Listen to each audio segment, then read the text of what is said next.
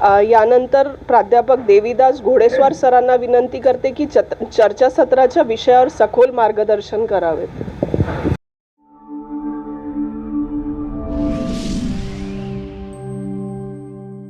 Ashok Vijayadashami 15 October 2021 65वा Dhammachakra Pravartan वर्धापन दिवस या निमित्त वंदना संघ दीक्षाभूमी नागपूर आणि मैत्री इंडिया चॅनल यांच्या संयुक्त विद्यमाने ही जी विशेष धम्मसंगीती आयोजित करण्यात आलेली आहे, या विशेष धम्मसंगीतीनिमित्त मी सर्वप्रथम तथागत गौतम बुद्धांना वंदन करतो। परमपूज्य डॉक्टर बाबासाहेब आंबेडकर यांना अभिवादन करतो।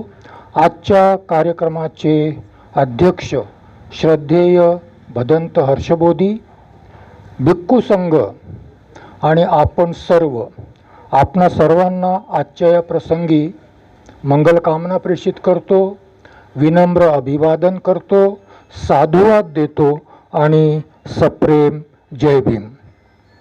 तथागत गौतम बुद्धाचा धम्म, मानव कल्याणाचा धम्म, धम्माचा मार्ग म्हणजे दुःख मुक्तीचा मार्ग, धम्माचा मार्ग म्हणजे सुख समृद्धीच्या प्राप्तीचा मार्ग, धम्माचा मार्ग म्हणजे जिवंतपणे सर्वांसाठी निर्वाणाच्या प्राप्तीचा मार्ग। अशा या धम्माचा संस्थापक तथागत गौतम बुद्ध स्वतःला मार्गदाता म्हणतात। आणि मग मार्गदाता या नात्याने ते सांगतात आम्हा सर्वांना, देशना देतात की मी मार्ग दाखवलेला आहे।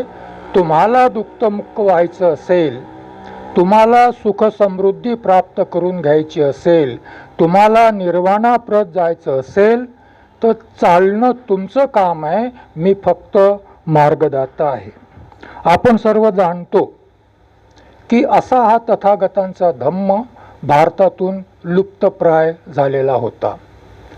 14 ऑक्टोबर 1956ला परमपूज्य डॉक्टर बाबासाहेब आंबेडकरांनी या धम्माचं भारतात पुनरुज्जीवन केलं।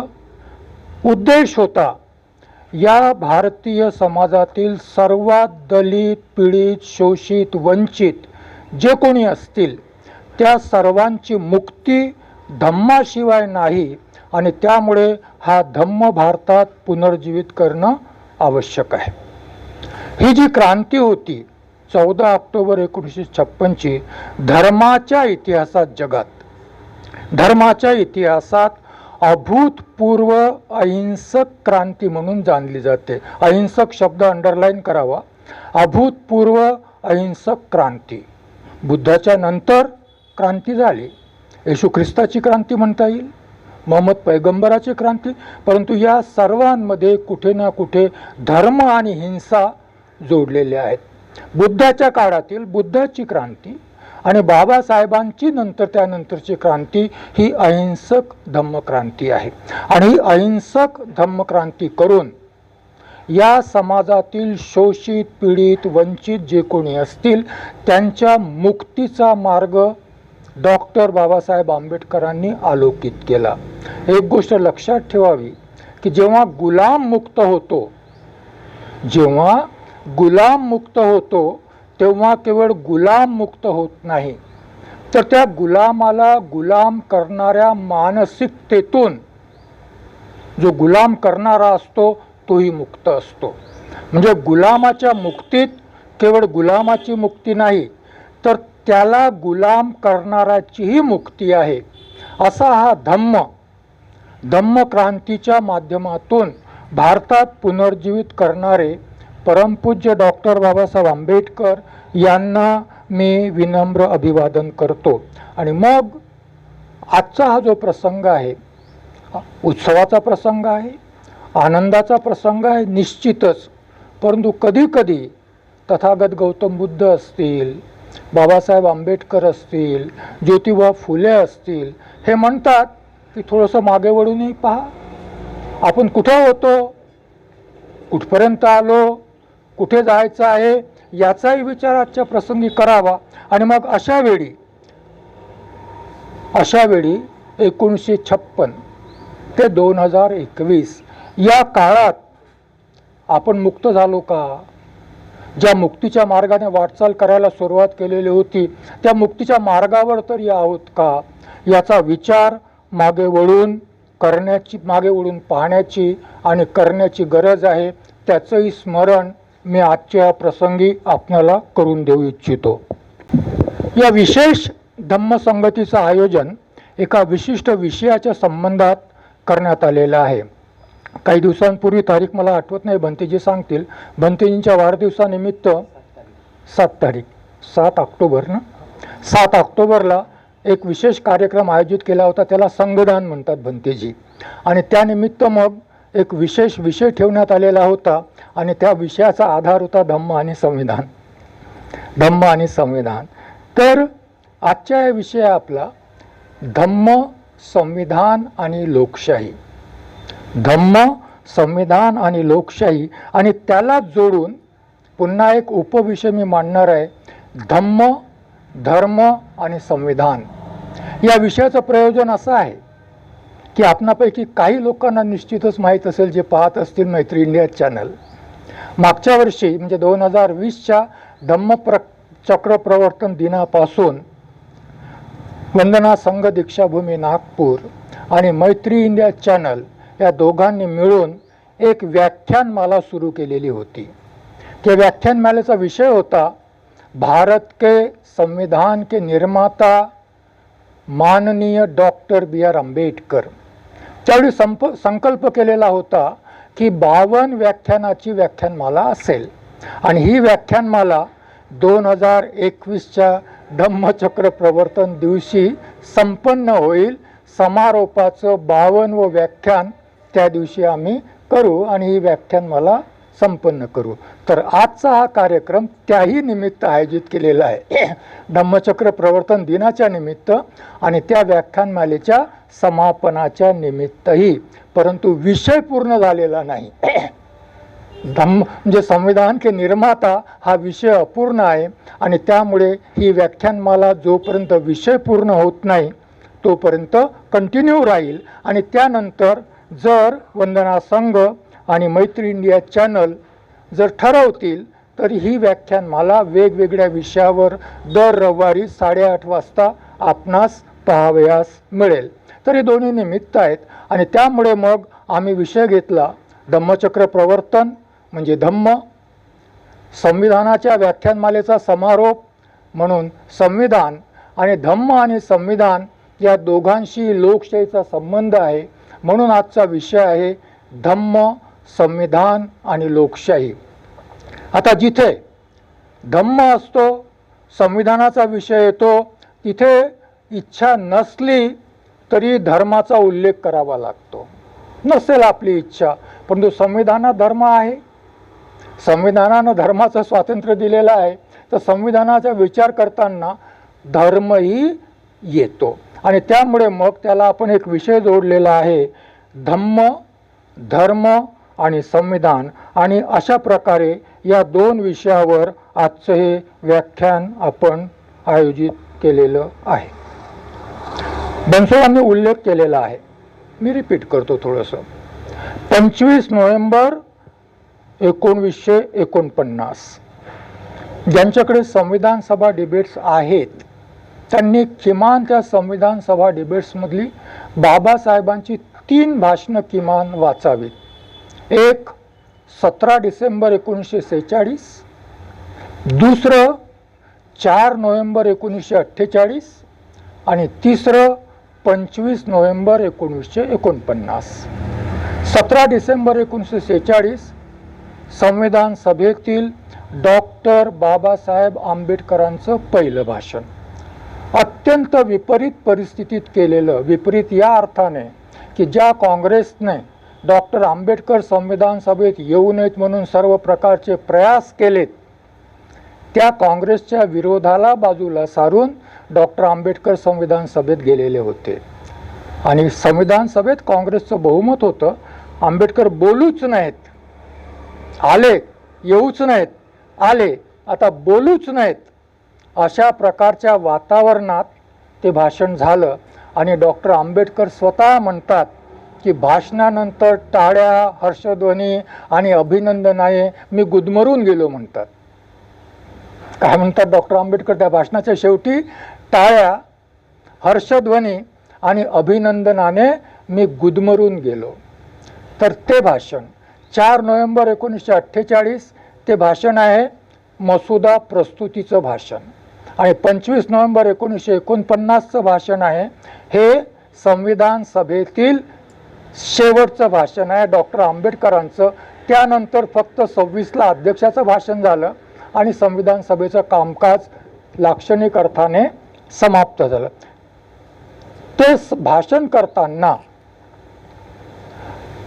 9 डिसेंबर 1946 ते 25 नोव्हेंबर 1949 संविधान निर्माणाच्या प्रक्रियेत जे प्रश्न उपस्थित झाले, ज्या शंका उपस्थित झाल्यात, जे आक्षेप घेण्यात आलेत आणि एकूणच चर्चा जी काही झाली त्या चर्चेच्या समारोपाचं आणि भावी भारतात 26 जानेवारी 1950 पासून जे संविधान लागू होईल तर कोणकोणते धोके उपस्थित होऊ शकतात, संविधान जिवंत ठेवण्यासाठी काय करावं लागेल.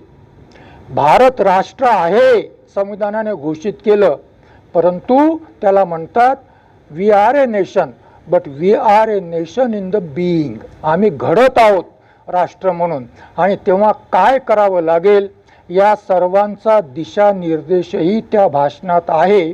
आणि म्हणून ते भाषण अत्यंत महत्त्वाचं आहे. एक आक्षेप होता की भारताच्या संविधानात डॉक्टर आंबेडकरांनी जी लोकशाहीची स्थापना केलेली आहे संविधानाच्या माध्यमातून, ती लोकशाही 1789 साली फ्रान्समध्ये झालेल्या क्रांतीतून घेतलेली आहे.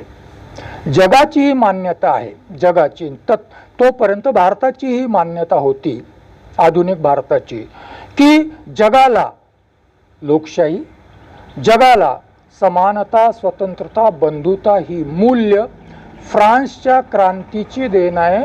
फ्रान्सच्या क्रांतीने दिली, जी 1789 साली व्हर्साय येथे झाली. ज्याचा उल्लेख आणि संदर्भ पाहिजे असेल तर 25 डिसेंबर 1927चं महाड परिषदेतील डॉक्टर बाबासाहेब आंबेडकरांचं भाषण वाचावं. त्या भाषणामध्ये बाबासाहेब विस्ताराने फ्रान्सच्या क्रांतीचा उल्लेख करतात. परंतु इथे बाबासाहेब म्हणतात संविधान सभेत की मी तिथून लोकशाही घेतलेली नाही. मी जी लोकशाही घेतलेली आहे ती लोकशाही बुद्धकालीन भिक्खू संघापासून घेतलेली आहे. बुद्धकालीन शब्द अंडरलाईन, त्या दिवशी मी बोललो, बुद्धकालीन भिक्खू संघापासून घेतलेली आहे. 1956 नंतरच्या भिक्खू संघात अनेक वचन, भिक्खू संघ एक वचन नाही, भिक्खू संघात अनेक वचन. लोकशाही आहे का हा भिक्खू संघाने विचार करावा. मी उपासक आहे, माझ्याकरता सर्वच भिक्खू आदरणीय आहेत, माझ्याकरता सर्वच भिक्खू श्रद्धेय आहेत. या संघाचा त्या संघाचा असा भेदभाव मी करू शकत नाही, ती माझी लायकी नाही आहे आणि तो मी करणारही नाही. तर तिथून घेतलेली आहे. याचा अर्थ डॉक्टर आंबेडकर सांगतात की त्या भिक्खू संघात लोकशाही होती आणि तिथून मी ही लोकशाही घेतलेली आहे. तथागत गौतम बुद्धाने ही जी लोकशाही तथागत गौतम बुद्धापासून घेतली, त्याचे प्रिन्सिपल्स काय आहेत, त्याचे सिद्धांत काय आहेत? त्याचे सिद्धांत आहेत समानता, स्वतंत्रता, बंधुता, न्याय आणि व्यक्तीची प्रतिष्ठा. या 5 सिद्धांतांवर बुद्धकालीन लोकशाही आधारलेली आहे. आणि हेच 5 सिद्धांत आपल्या संविधानामध्येही आहेत. कोणते 5 सिद्धांत? समानता, स्वतंत्रता, बंधुता, न्याय आणि व्यक्तीची प्रतिष्ठा, हे 5 सिद्धांत. आणि म्हणूनच कधीकधी असं म्हटलं जातं की धम्म म्हणजे संविधान आणि धम्म म्हणजे लोकशाही आणि लोकशाही म्हणजे धम्म. परंतु थोडंसं मी याला सुधारणा करेन. लोकशाहीची सिद्धांत तीच आहेत, धम्माचीही सिद्धांत तीच आहेत, परंतु जगात लोकशाही ही आमच्या श्रद्धेची वस्तू आहे असं कोणीच म्हणत नाही. जगात लोकशाहीवर आमची श्रद्धा आहे असं कोणीच म्हणत नाहीत. परंतु बुद्धाच्या धम्मातील लोकशाहीविषयी बोलताना आम्हाला प्लस श्रद्धा जोडावी लागेल. ही लोकशाही आम्ही श्रद्धेसहित स्वीकारलेली आहे. संविधानातील लोकशाही बुद्ध धम्म न मानणारे ते लोकशाहीप्रती श्रद्धा व्यक्त करतीलच काही आवश्यक नाही. परंतु मी भारतीय आहे, मी संविधानाला मानतो आणि बाबासाहेबांनी सांगितल्याप्रमाणे जर ही लोकशाही जी समानता, स्वतंत्रता, बंधुता, न्याय आणि व्यक्तीची प्रतिष्ठा या सिद्धांतावर आधारलेली आहे, ती लोकशाही धम्मातून घेतलेली आहे, तर धम्माच्या लोकशाहीविषयी मी श्रद्धाही व्यक्त करतो. आणि म्हणून माझ्याकरता श्रद्धा अधिक लोकशाही बरोबर धम्म, श्रद्धा अधिक लोकशाही बरोबर धम्म असं मी म्हणेन. मग ही जी लोकशाही आहे कशी होती? बुद्ध आणि धम्म हा धम्मग्रंथ जर आपण वाचला असेल तर त्यामध्ये यासंबंधी उल्लेख दिसतील, परंतु मी पुन्हा या ठिकाणी ते पुनरुत्थित करतो. भिक्खूविषयी भंतेजी बुद्ध जे काही बोलतात ते मी पुढे थोडंसं सांगणार आहे. परंतु भिक्खू हा उपासकासाठी आदर्श असावा अशी मान्यता आहे. उपासकाने चिवर धारण न करताही भिक्खूसारखं, मी तत्कालीन बुद्धकालीन भिक्खू संघाचं बोलतो आहे आणि भिक्खूविषयी बोलतो आहे, तर बुद्धाची अशी अपेक्षा होती की बुद्ध हा भिक्खू हा उपासकासाठी, उपासिकेसाठी एक आदर्श व्यक्ती म्हणून, रोल मॉडेल म्हणून समोर असावा. मग भिक्खूने जीवन कसं जगावं? तर या सिद्धांताच्या आधारावर जगावं, जीवन पूर्ण जगावं आणि तो आदर्श घ्यावा. मग संघ, भिक्खूंचा संघ हा समाजाचा आदर्श असावा अशा प्रकारचे. मग कसा होता हा संघ? तर याबाबत लोकशाहीच्या बाबत म्हणतात, संघात सर्वांना मुक्त प्रवेश होता. आता सर्वांना मुक्त प्रवेश होता हे का अंडरलाईन करावं लागतं? कारण तत्कालीन समाजामध्ये भेदभाव होता. तत्कालीन समाजामध्ये भेदभाव होता. मंदिरात कोणी प्रवेश करावा आणि कोणी प्रवेश करू नये असा भेदभाव होता. हा फक्त जातीच्या आधारावर भेदभाव नव्हता, हा लिंगाच्या आधारावर भेदभाव होता. हा लिंगाच्या आधारावर, सामाजिक प्रतिष्ठेच्या आधारावर भेदभाव होता, वर्णव्यवस्थेच्या आधारावर भेदभाव होता. आणि म्हणून बुद्धाला म्हणावं लागलं की संघात सर्वांना मुक्त प्रवेश असेल, कोणत्याही प्रकारचा भेदभाव केला जाणार नाही. संघात कोणातलाही प्रवेशासाठी जातीचं बंधन असणार नाही. प्रवेशाला स्त्री पुरुष मुक्तता असेल, स्त्री पुरुष असं कोणतंही बंधन असणार नाही. सामाजिक प्रतिष्ठेचं बंधन असणार नाही. सर्वांना समानतेचा व्यवहार मिळेल. नियम सर्वांसाठी सारखे होते. भिक्खूसाठी त्याच्या मातेने विशेष चिवर शिवलं होतं, तयार केलं होतं. सुरुवातीला नवीन चिवर घ्यायचं नाही असा संघात नियम होता. बरोबर आहे का भंतेजी? तुम्ही मला करेक्ट करा, मला काही कळत नाही फारसं. परंतु खूप आग्रह केल्यावर बुद्धाने ते चिवर स्वीकारलं. परंतु त्याचवेळी नियम बदलला की बाकीच्या भिक्खूंनाही नवीन वस्त्राचं चिवर ग्रहण करण्याचा अनुमती दिली गेली. म्हणजे ही जी परंपरा आहे ही परंपरा. आणि मग गुणावरून श्रेष्ठत्व ठरेल, जन्मावरून श्रेष्ठत्व ठरणार नाही. याचे संदर्भ मी पुढे देणार आहे.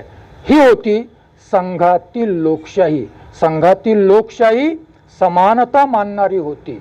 संघातील लोकशाही भिक्खूंना स्वातंत्र्य देणारी होती की तुमच्यात जर बुद्धिमत्ता असेल, तुम्ही जर गुणवान असाल तर या संघामध्ये तुम्हाला श्रेष्ठ स्थान मिळू शकते. तुमच्या गुणावर मिळेल, फक्त सिनियरिटीवर नाही. तुमच्या गुणावर तुम्हाला हे स्थान प्राप्त होऊ शकते. आणि अशा प्रकारची समानता, स्वतंत्रता, बंधुता आणि न्याय न्याय आणि व्यक्तीची प्रतिष्ठा या सिद्धांतावर आधारित धम्माची लोकशाही होती.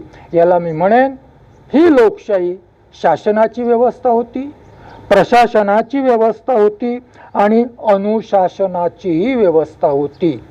शासन, प्रशासन आणि अनुशासनासाठी बुद्धाच्या संघामध्ये, भिक्खू संघामध्ये अशा प्रकारची लोकशाही होती आणि हीच लोकशाही भारताच्या संविधानाच्या माध्यमातून भारतात प्रस्थापित झालेली.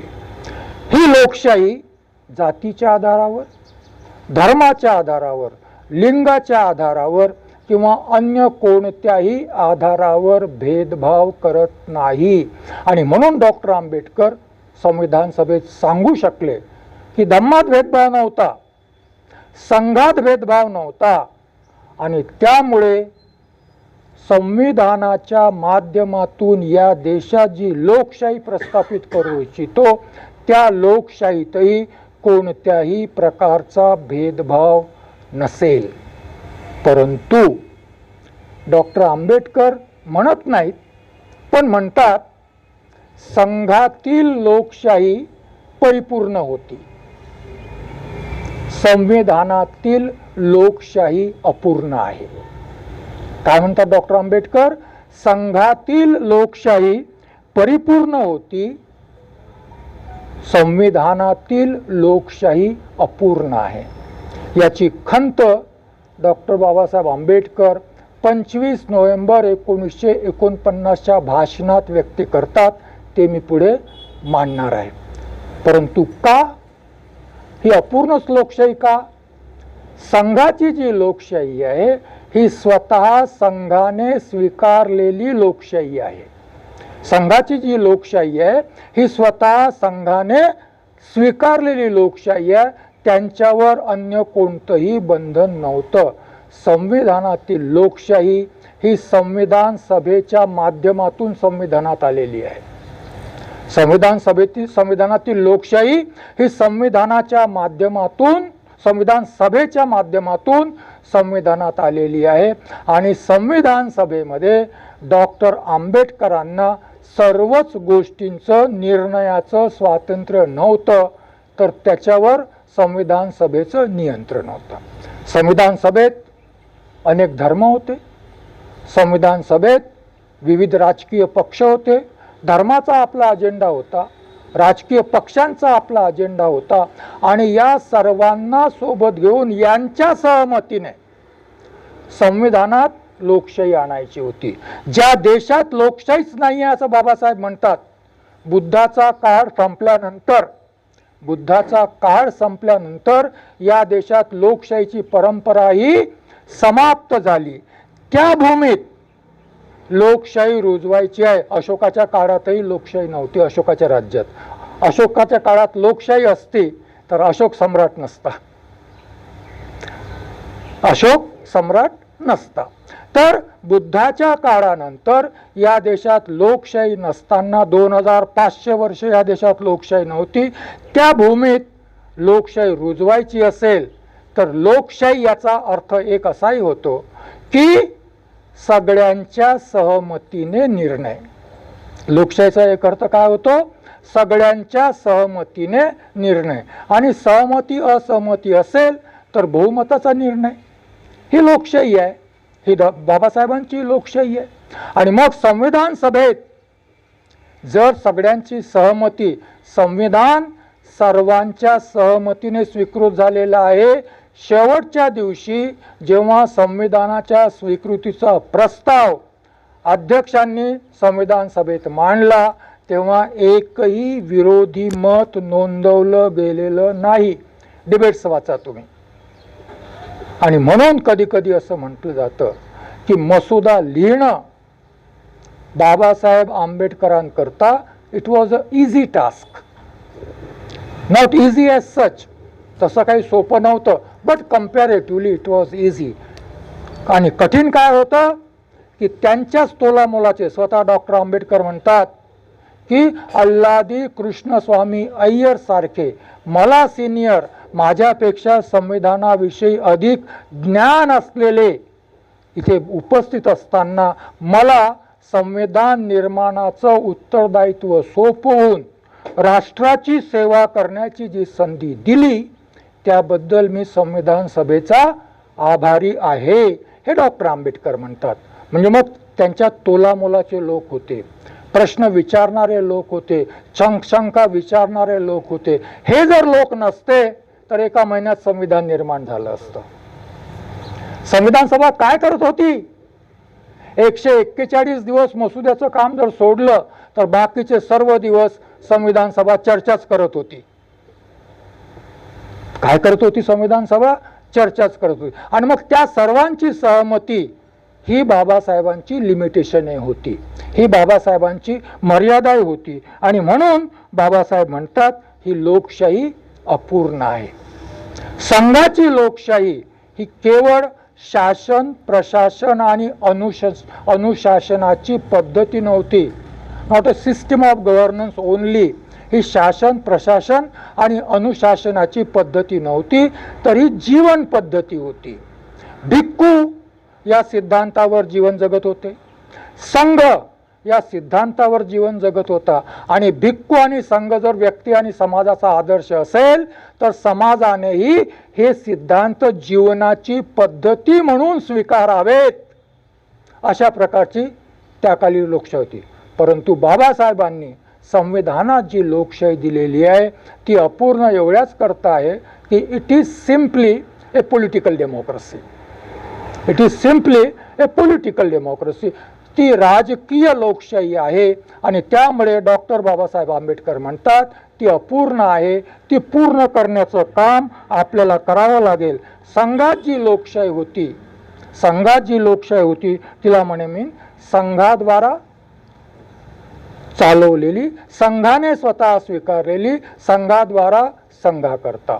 आपली ही लोकशाही ऑफ द पीपल आहे, बाय द पीपल आहे आणि फॉर द पीपल आहे. कारण लोकांनी स्वीकारलेली आहे. जर तुम्ही उद्देशिका वाचली तर ती उद्देशिका म्हणते आम्ही भारताचे लोक आज 26 नोव्हेंबर 1949 रोजी आमच्या संविधान सभेत हे संविधान अधिनियमित करतो, अंगीकृत करतो आणि स्वतःला अर्पण करतो. म्हणजे कोणी स्वीकारलं संविधान?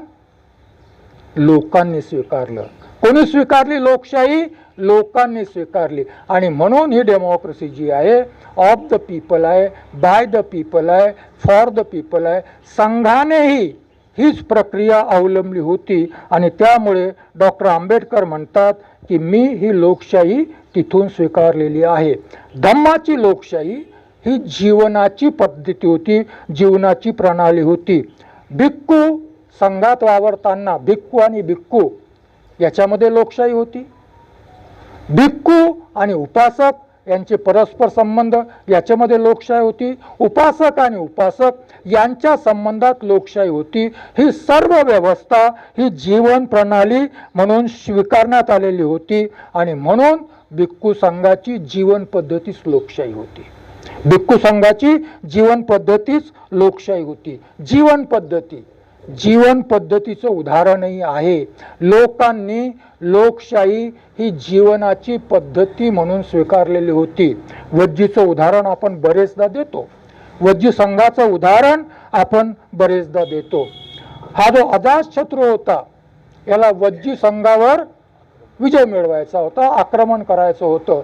परंतु बुद्धाचा विचार घ्यावा असं त्याला वाटलं आणि त्याने आपला अमात्य वर्षकार त्याला बुद्धाकडे पाठवलं की बुद्ध काय म्हणतात, जाऊन पहा, विचार बुद्धाला. बुद्ध आनंदाला विचारतात, काय वज्जी लोक आपल्या नियमित बैठका घेतात? काय वज्जी लोक सर्व मिळून निर्णय घेतात? काय वज्जी लोक स्वतःच बनवलेल्या नियमाचं पालन करतात, दुसऱ्याने नाही? लोकशाही म्हणजे काय? आम्ही बनवलेले कायदे आम्ही पाळणार म्हणजे लोकशाही. लोकशाहीचा असर त्याच्यापूर्वी काय होतं? ब्रिटिशांनी बनवलेले कायदे आम्हाला पाळावे लागत होते. म्हणून गांधीजींचं आंदोलन सुरू असायचं नेहमी, सविनय कायदेभंग. तुम्ही बनवलेले कायदे आम्ही पाळणार नाही. परंतु आता असं म्हणता येईल का? कारण आता कायदे कोणी बनवलेत? आम्ही बनवलेत. प्रतिनिधी कोणाचे बसलेले आहेत संसदेमध्ये? आमचेच बसलेले आहेत. मग ते कायदे बदलता येतात, परंतु जोपर्यंत बदलत नाही तोपर्यंत एक चांगला नागरिक म्हणून त्यांचं पालन केलं पाहिजे निश्चितच. परंतु जर भंग करायचा असेल तर शिक्षेची तयारी ठेवली पाहिजे. हे प्रावधान आहे. संविधान हेही म्हणते की पालन करा, आहे तोपर्यंत पालन करा. बदलण्यात चांगले नाही आहेत असं वाटतं, बदलण्याचा प्रयत्न करा. तरीही जर तुम्हाला तोडायचे असतील तर शिक्षेसाठी तुम्ही तयार असलं पाहिजे. दिस इज डेमोक्रेसी. याला आपण लोकशाही म्हणतो. आणि मग वज्जी काय म्हणतात? बुद्ध, बैठका होतात, सामूहिक निर्णय होतात. आता इथे सामूहिक निर्णय होतात. लोकशाही, जर आपण भारताची लोकशाही जर ग्रामसभेचं उदाहरण घेतलं तर त्याला डायरेक्ट डेमोक्रेसी म्हणतात. सगळेच गावातले लोक त्या ठिकाणी बसून निर्णय घेऊ शकतात. देशाच्या पातळीवर, त्याच्या वरच्या पातळीवर लोकसंख्येच्या व्यापामुळे डायरेक्ट डेमोक्रेसी पॉसिबल नाही आहे. आणि त्यामुळे भारतामध्ये डॉक्टर बाबासाहेब आंबेडकरांनी प्रातिनिधिक लोकशाही स्वीकारलेली आहे. त्यामुळे डॉक्टर आंबेडकरांनी कोणती लोकशाही स्वीकारलेली आहे? बुद्धाच्या काळात डायरेक्ट डेमोक्रेसी होती, कारण लहान लहान गणराज्य होते, लोक सहज एकत्र बोलू शकत होते. आणि म्हणून बुद्ध विचारतात, काय नियमित बैठका होतात, सर्व मिळून निर्णय घेतात, आपल्या बनवलेल्या नियमाचं पालन करतात, ज्येष्ठांचा आदर करतात, स्त्रियांचा आणि मुलींचा आदर करतात, त्यांना सन्मान देतात, त्यांच्याशी समानतेचा व्यवहार करतात. काय जीवनामध्ये धम्माचं आचरण करतात, काय धम्मजीवन जगतात. आणि आनंद म्हणतो होय बनते. आनंदजवळ एकच शब्द असतो, होय बनते. आणि मग तथागत म्हणतात, असं जर असेल तर वज्जीचा कधीही विनाश होणार नाही. असं जर असेल तर वज्जीचा कधीही ऱ्हास होणार नाही, वज्जीचा कधीही विनाश होणार नाही. त्यांचा नेहमी उत्कर्ष होईल, त्यांचा नेहमी उत्कर्ष होत राहील. डॉक्टर बाबासाहेब म्हणून याला म्हणतो आपण जीवनाची लोकशाही. आणि मग मी तुम्हाला आठवण दिली 25 नोव्हेंबर 1949च्या भाषणाची. मोठा परिच्छेद आहे तिथे. डॉक्टर आंबेडकर म्हणतात, ही जी लोकशाही आहे संविधानाची, ही अपूर्ण आहे.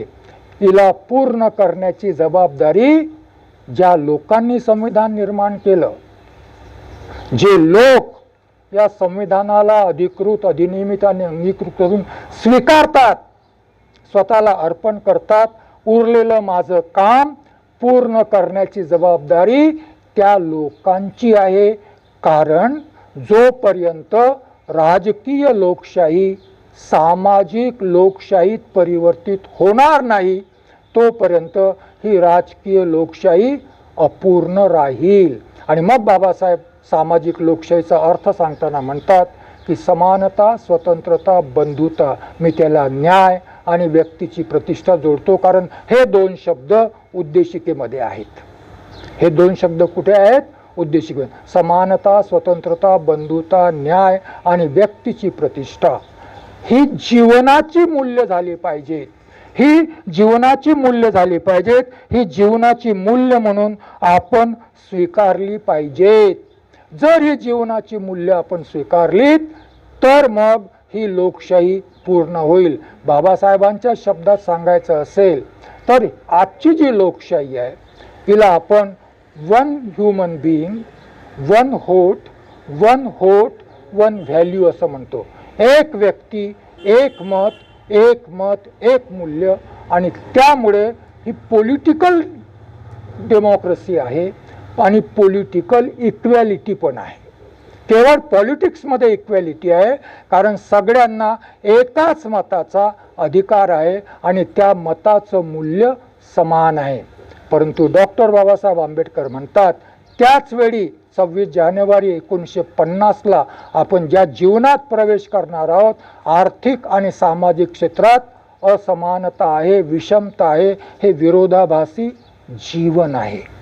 आणि मग हा विरोधाभास कायम राहिला तर पॉलिटिकल डेमोक्रेसी ही समाप्त होईल. आजचं उदाहरण सांगतो मी. पॉलिटिकल डेमोक्रेसी समाप्त होत आहे. आणि म्हणून मग जगात जेव्हा भारताच्या लोकशाहीचा विचार केला जातो, पॉलिटिकल डेमोक्रेसी आहे का असं विचारलं जातं तेव्हा फक्त एवढं म्हटलं जातं की नो. मग काय आहे तर याला म्हणतात इलेक्टोरल डेमोक्रेसी. आजची भारताची जी डेमोक्रेसी आहे तिला काय म्हणतात, इलेक्टोरल डेमोक्रेसी. तुम्हाला फक्त मताचा अधिकार आहे, मत द्यायचा अधिकार आहे, त्याच्या पलीकडे तुमच्या लोकशाहीमध्ये काहीही सहभाग नाही. म्हणजे आपण बाबासाहेबांनी लोकशाही 1919 पासून साऊथ बरो समितीपासून बाबासाहेब ज्या लोकशाहीचा विचार करतात त्या लोकशाहीला बाबासाहेब वंचितांची सत्तेत भागीदारी म्हणून लोकशाहीचा विचार करतात. वंचितांची सत्तेत भागीदारी आणि त्याकरता मताच्या अधिकाराचा आग्रह करतात. परंतु आजची लोकशाही ही वंचितांची सत्तेत भागीदारी आहे असं म्हणता येईल का? मग तरी वंचितांना मताचा अधिकार आहे की नाही? आणि तरी नरेंद्र मोदी म्हणतात की नाही माझं बहुमत आहे, मी संपूर्ण भारताचं प्रतिनिधित्व करतो. भारत के 130 करोड़ लोगों का मैं प्रतिनिधित्व करता हूँ, इसीलिए विरोधियों को मेरी दृष्टि से कोई मूल्य नहीं है. परंतु त्यांना कोणीतरी सांगितलं पाहिजे की असं जर असेल तर ही किमान डॉक्टर आंबेडकरांची, किमान संविधानाची लोकशाही नाही. कारण डॉक्टर आंबेडकरांची आणि संविधानाची लोकशाही विरोधी पक्षाशिवाय अस्तित्वातच राहू शकत नाही. विरोधी पक्षाशिवाय अस्तित्वातच राहू शकत नाही. आणि म्हणून डॉक्टर आंबेडकर म्हणतात की लोकशाही जोपर्यंत जीवनाची पद्धती होणार नाही, लोकशाही ही मूल्य समानता, स्वतंत्रता, बंधुता, न्याय आणि व्यक्तीची प्रतिष्ठा ही मूल्य जोपर्यंत आपण स्वीकारणार नाही तोपर्यंत ही लोकशाही अपूर्ण राहील. कोणी काय केलं हे बोलता येईल. काँग्रेसने लोकशाही जे काही केलं असेल ते केलं, त्याच्यानंतर अनेक सत्ता आल्यात, आज BJP आहे, लोकशाही नष्ट करतायत वगैरे वगैरे वगैरे, हे सगळं बरोबर आहे. कधी आपण स्वतःलाही प्रश्न विचारावेत, काय लोकशाही माझ्यासाठी जीवनाची पद्धती झाली का? मी बुद्धही मानतो, मी बाबासाहेबही मानतो, मी धम्मही मानतो, मी संविधानही मानतो. माझ्या जीवनात लोकशाही आहे का? जीवनात, मताच्या अधिकारात नाही. माझ्या जीवनात लोकशाही आहे का? माझ्या कुटुंबात लोकशाही आहे का? माझ्या कुटुंबात लोकशाही आहे का? मी कधी कधी छाया खोबरागडे वगैरे कधी कधी मला भेटायला येते, हां, किंवा काही महिला भेटायला येतात. मी सहज विचारतो की आता सिनेमा हॉल तर सगळे बंद आहेत, त्याच्या म्हणजे 2 वर्षावधी मी विचारत होतो, प्रियंकासारखी महिला जर एखादी आली माझ्याकडे तर विचारत होतो की जर आमचे के कालिदास यांना सिनेमाला जायचं आहे, एकट्याला जायचं आहे, तर काय म्हणतात? तर प्रियंका सांगते मला की ते सांगतात की मी चाललो सिनेमाला. आणि म्हटलं तुला जर एकटीला जायचं असेल तर म्हणते कालिदास मी जाऊ का सिनेमाला? काय म्हणते प्रियंका? कालिदास मी जाऊ का सिनेमाला? ही आहे लोकशाही आमच्या कुटुंबातील. लक्षात आलं का? पुढे सांगायची गरज आहे काही? अशीच लोकशाही आहे की नाही आमच्या कुटुंबात? अशीच लोकशाही आहे की नाही? जर कुटुंबात नाही तर समाजात येईल, कुटुंबात नाही तर समाजात येईल. या आंबेडकरी समाजात जो आंबेडकरी समाज धम्म मानतो, जो आंबेडकरी समाज संविधान मानतो, जो आंबेडकरी समाज बाबासाहेबांना मानतो, त्या आंबेडकरी समाजात कुटुंबात लोकशाही नाही, त्या आंबेडकरी समाजात लोकशाही नाही. आणि जीवनाच्या ज्या ज्या क्षेत्रात धम्मासहित ज्या ज्या क्षेत्रात आमची संघटना आहेत, political parties, social institutions, educational institutions, religious institutions, कुठेही लोकशाही नाही, कुठेही लोकशाही नाही. आणि आम्ही मोदींनी लोकशाही बुडवली असं म्हणतो. बरोबर आहे, बुडवली, मी नाही म्हणत, बुडवली मी नाही म्हणत. परंतु मग आपल्यालाही विचार करावा लागेल की ही लोकशाही जिवंत राहावी, ही लोकशाही टिकून राहावी, याची पाठशाळा कुठे आहे? कारण कधी कधी म्हणजे महिला कार्यकर्ता येतात, ती छाया खोबराकडे नेहमीच येते. मी म्हटलं तुमच्या महिलांचं तुम्ही पाहत बसा, पुरुषाकडे कशाला येता? तुमच्या महिलांचे विषय तुम्ही मांडावेत, तुम्ही पुरुषाकडे कशाला येता? तर हे जे विषय आहेत, तर मग त्यांना विचारावं लागतं की आपल्या समाजात, आंबेडकरी समाजात तरी स्त्रीला स्वातंत्र्य आहे का? ती स्त्री स्वतंत्र आहे का? हे असे प्रश्न जे असतात. आणि म्हणून मग लोकशाही नाही आहे कुठेच. जर लोकशाही आपल्या समाजात नसेल, आमच्या संस्थेत नसेल, तर मार्गदात्याचा दोष आहे. आणि एकीकडे वज्जीचं उदाहरण घेतो की जो लोकशाही असेल तर भरभराट होते, सामूहिक निर्णय असेल तर भरभराट होते. झाली भरभराट आमची एज्युकेशन आणि इकॉनॉमिक्सच्या दृष्टीने झाली असेल, पण तरी 80 कोटी लोक जेव्हा फुकट धान्याच्या लाईनमध्ये लागलेले आहेत, तेव्हा त्याच्यामधले 80% किमान आपल्या समाजाचे आहेत. ही आमची भरभराट आहे की नाही? ही आमची भरभराट आहे. आणि त्यामुळे कधी कधी आम्हालाही विचार करावा लागतो की अशा परिस्थितीमध्ये आम्ही लोकशाहीचा कसा विचार करावा. बुद्धाला मी विचार करत होते या विषयावर. बुद्धाला मी अहिंसक समाज क्रांतिकारक असं संबोधू इच्छितो.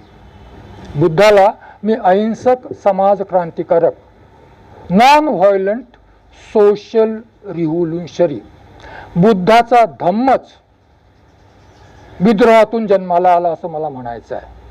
तत्कालीन समाज व्यवस्थेत समानता नव्हती, तत्कालीन समाज व्यवस्थेत शोषण होतं, तत्कालीन समाज व्यवस्थेत शूद्र, अवर्ण आणि महिला गुलाम होत्या.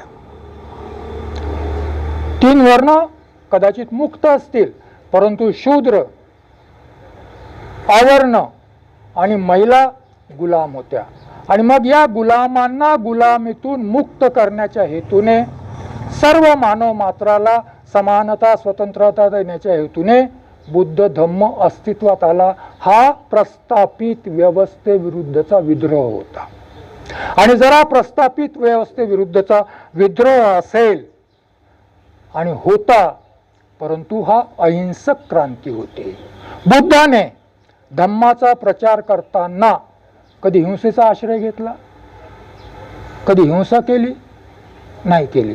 उदाहरण द्यायचं झालं बुद्धाच्या धम्मात, म्हणजे बुद्धाचा धम्मप्रचार कसा होत होता, मी विशाखाचं उदाहरण देईन थोडंसं. विशाखा लिहिलेलं आहे आपल्या धम्मग्रंथामध्ये. विशाखा ही ब्राह्मणाची नात, बुद्धाची उपासक आणि निघंटाची सून. काय आहे? विशाखा बरोबर आहे म्हणते.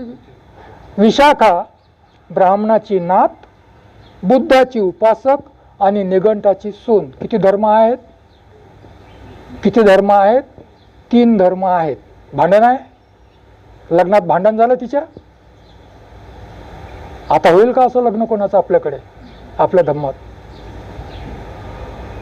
आपल्या धम्मात होईल का कोणाचं लग्न? हा काजी सुखदेवजी, शक्य आहे? नाही शक्य. बुद्धाच्या काळात शक्य होतं, कारण ती अहिंसक क्रांती होती. आम्ही शब्दाने हिंसा करतो याची आम्हाला जाणीव नाही आहे. आम्ही शब्दानेही हिंसा करतो याची आम्हाला जाणीव नाही आहे. बुद्ध धम्म प्रचार करायचे, भिक्खूंना उपदेश द्यायचे की आपण योद्धा आहोत, आपण योद्धा आहोत, युद्ध करायचं आहे, परंतु शस्त्र नाही. शस्त्र नाही. कशासाठी युद्ध करायचं? धम्म संकटात असेल तर युद्ध करायचं, शील संकटात असेल तर युद्ध करायचं, प्रज्ञा संकटात असेल तर युद्ध करायचं. आणि म्हणून बुद्धाला अहिंसक समाज क्रांतिकारक म्हणतात. सोशल सिस्टीम बदलण्याकरता धम्म आहे. व्यक्तिगत स्तरावर तुम्हाला निर्वाण प्राप्त हो अथवा न प्राप्त हो, परंतु धम्माच्या माध्यमातून तुमच्या जीवनात, धम्माच्या माध्यमातून माझ्या जीवनात, धम्माच्या माध्यमातून समाजाच्या जीवनात क्रांती आणता येते. बुद्धाने ती साध्य केली. बाबासाहेबांच्या जवळ तर 2 गोष्टी होत्या. धम्म नंतर आला, संविधानही तेच आहे ना. संविधानाकडे जर तुम्ही त्या दृष्टीने पाहिलं तर संविधानही असं दिसेल की समाज क्रांतीचं माध्यम आहे. संविधानाची उद्देशिका काय म्हणते? संविधानाची उद्देशिका म्हणते आम्हाला या सिद्धांतावर समाज बदलायचा आहे. बदलायचा विचार केव्हा येतो? जेव्हा वर्तमान समाज तसा नसतो तेव्हा. वर्तमान समाज तसा नसतो तेव्हा. आणि म्हणून मग डॉक्टर आंबेडकर म्हणतात परिवर्तनाचं साधन संविधान आणि लोकशाही आहे. परिवर्तन तेव्हा 56च्या पूर्वीचा आपण विचार करू. परिवर्तनाचं साधन संविधान आणि लोकशाही आहे. आणि म्हणून मग संविधान आणि लोकशाहीच्या डेमोक्रेसीची व्याख्या डॉक्टर आंबेडकरांची व्याख्या आहे. अब्राहम लिंकनची व्याख्या ठिकठिकाणी डॉक्टर आंबेडकर वापरतात, परंतु तेवढ्याने डॉक्टर आंबेडकर संतुष्ट नाही आहेत. डॉक्टर आंबेडकर लोकशाहीची स्वतःची व्याख्या देतात. अब्राहम लिंकनची व्याख्या government of the people, by the people, for the people ही शासनाची प्रणाली आहे. त्या देशांकरता उपयोगाची आहे ज्या देशामध्ये समानता आहे, ज्या देशामध्ये बंधुता आहे, त्या देशामध्ये ती उपयोगाची आहे. पण जिथे असमानता आहे, जिथे बंधुता नाही आहे, जिथे दासता आहे, त्या देशासाठी डॉक्टर आंबेडकर म्हणतात democracy is a form and system of government through which revolutionary changes in the socio-economic political life of the people can be brought about without bloodshed. लोकांच्या सामाजिक, आर्थिक, राजनीतिक जीवनामध्ये रक्तविहीन क्रांती घडवून आणण्याचं माध्यम म्हणजे लोकशाही. की फक्त मताचा अधिकार म्हणजे लोकशाही, फक्त प्रतिनिधी निवडण्याचा अधिकार म्हणजे लोकशाही. आणि मग या अर्थाने लोकशाही संविधान देणारे डॉक्टर आंबेडकर, या अर्थाने धम्म देणारे डॉक्टर आंबेडकर दोघही अहिंसक समाज क्रांतिकारक ठरतात. आणि मग अहिंसक समाज क्रांती करता फक्त एका माणसाची गरज नाही, सर्वच या अहिंसक क्रांतीमध्ये भागीदार होऊ शकतात.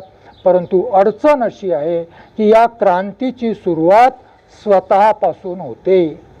परिवर्तनाची सुरुवात स्वतःपासून होते. आणि परिवर्तनाचा सिद्धांत असा म्हणतो जो बदलायला तयार असेल तोच बदल घडवून आणू शकतो, जो बदलायला तयार नसेल तो बदल घडवून आणू शकत नाही. तुम्ही बदललं पाहिजे असं म्हटल्याने बदल होत नाही. बदलाची सुरुवात स्वतःपासून होते. काय आपण बदलायला तयार आहोत? 56 पासून तर आजपर्यंत काय बदललं आपलं? कधी कधी हे लोक येतात माझ्याकडे आणि मला कधी कधी बोलावंसं वाटतं या लोकांशी. तर मी कधी कधी म्हणतो की आपलं पूजेचं ऑब्जेक्ट बदललं नाही का. देवाच्या मूर्तीच्या ठिकाणी बुद्धाच्या मूर्तीची स्थापना केली आणि पूजेची पद्धती बदलली. ते आपली प्रार्थना म्हणतात, आम्ही आपली वंदना म्हणतो. आणि मग काल बहुजनिता संघामध्ये बोललं गेलं की काहीच बदललं नाही इतके प्रयास करू नये. बरोबर आहे का नगरकरजी? कालचा सूर तोच होता ना की आम्ही इतके प्रयास करतो परंतु काहीही बदललं नाही. पाहिलं तर बदल दिसतील परंतु we are not satisfied with that, कारण तेवढे बदल पर्याप्त नाही आहेत आमच्या अपेक्षेच्या अनुसार. सांगायचा अर्थ असा की जर आम्हीच लोकशाही स्वीकारली नाही आंबेडकरांच्या लोकांनी, तर जे आंबेडकरांचे नाहीतच त्यांनी लोकशाही स्वीकारावी, त्यांनी लोकशाही जिवंत ठेवावी. या अपेक्षा बरोबर आहेत का? मला असं वाटतं की या अपेक्षा बरोबर नाहीत. आणि म्हणून बराचसा दोष हा आपल्या वाट्यावर येतो, बराचसा दोष हा आपणही स्वीकारला पाहिजे. पुन्हा काही 1-2 साम्य सांगतो मी धम्म आणि लोकशाहीमधले.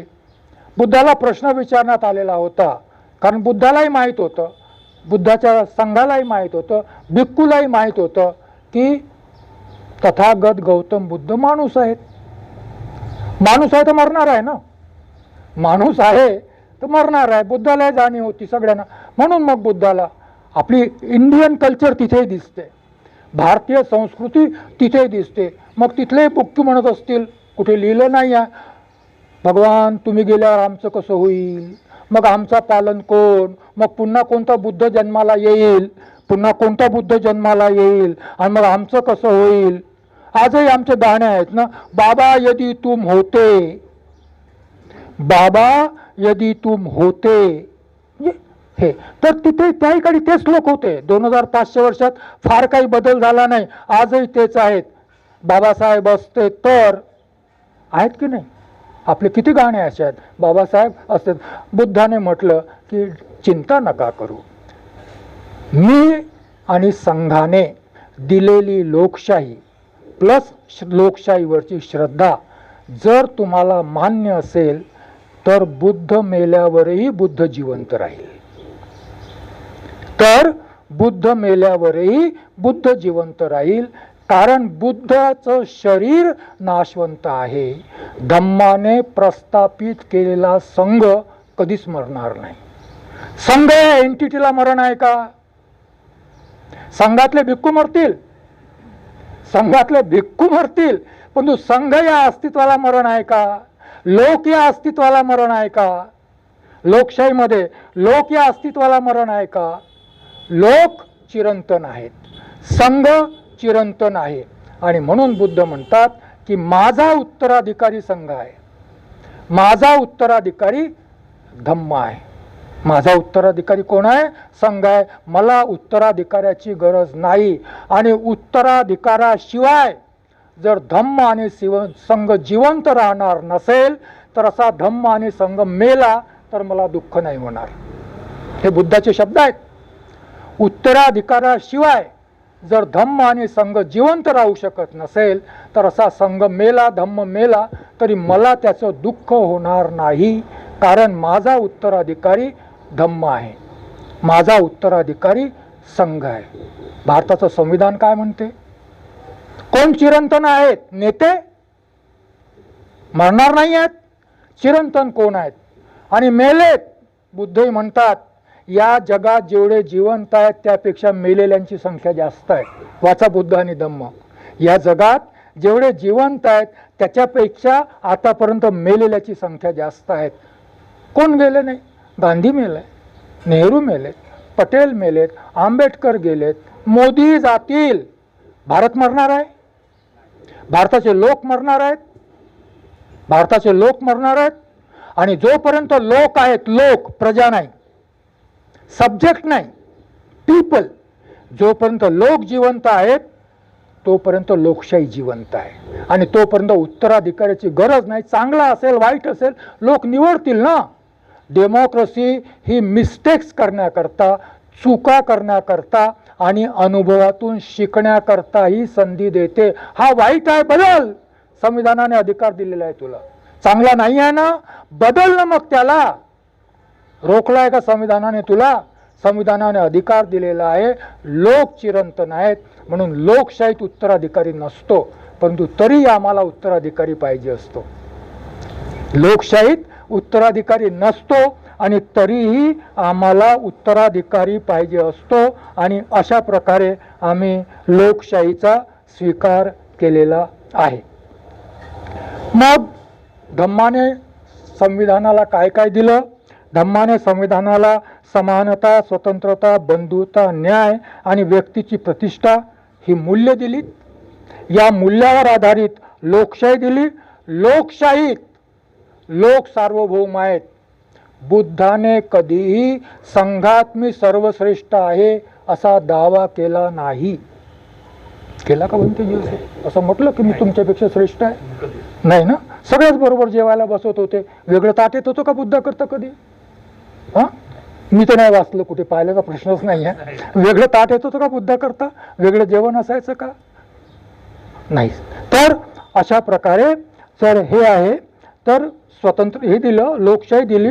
लोकशाहीत लोक सार्वभौम आहेत असं दिलं. आणि लोकशाहीच्या माध्यमातून अहिंसक क्रांती केली जाऊ शकते हे दिलं.